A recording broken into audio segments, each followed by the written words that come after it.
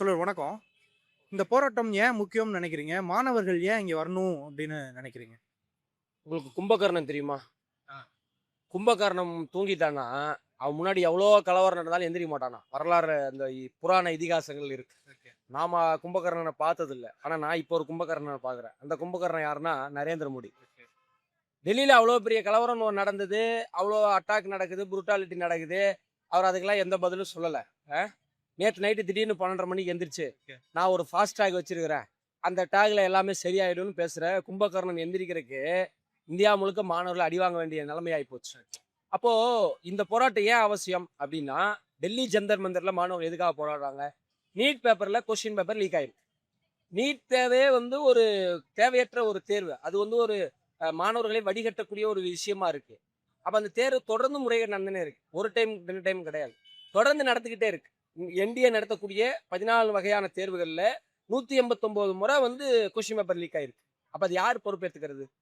யாரு தவறு? யாரோட தவறு அது?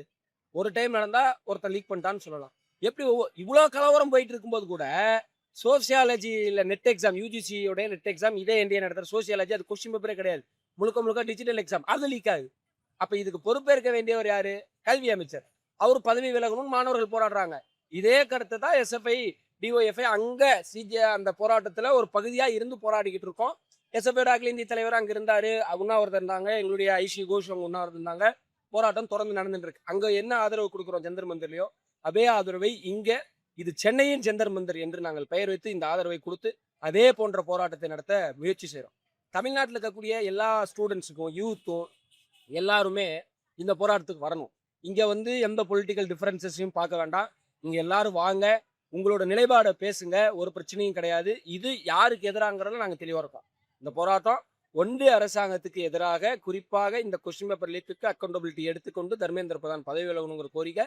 அதோட நாங்க இன்னும் அடிஷனலா என்ன சொல்றோம்னா, தமிழ்நாடு 2017 நீட்டு எதிர்ப்பை பேசுறோம்.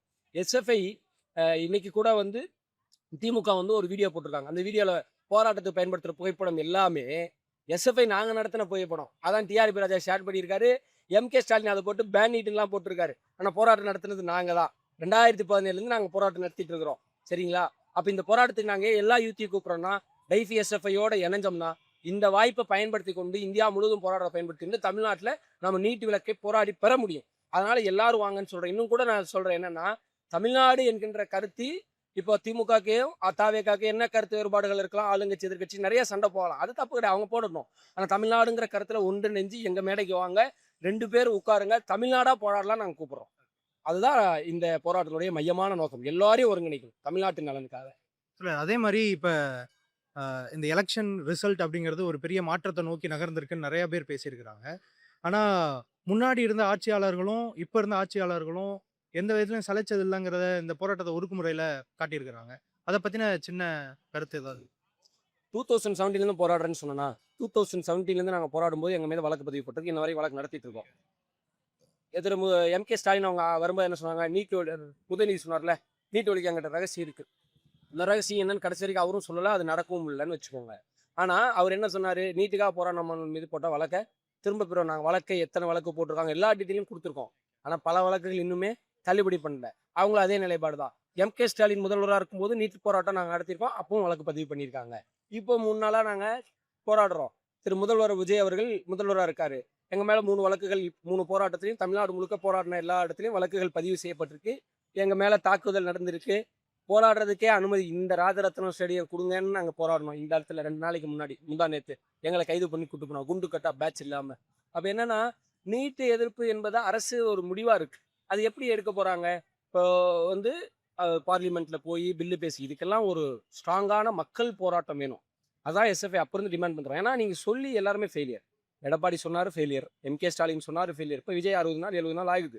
அவர் என்ன பண்ண போறாங்க நீட்டுக்குன்றது நமக்கு இன்னும் கூடுதலான புரிதல் இல்லை. பட் நாங்கள் எஸ்எஃப்ஐ அவங்கள சந்திச்ச போது நாங்கள் நீட்லையும் இருமொழி கொள்கையும் உறுதியாக இருக்கோம்னு தான் சொன்னார்.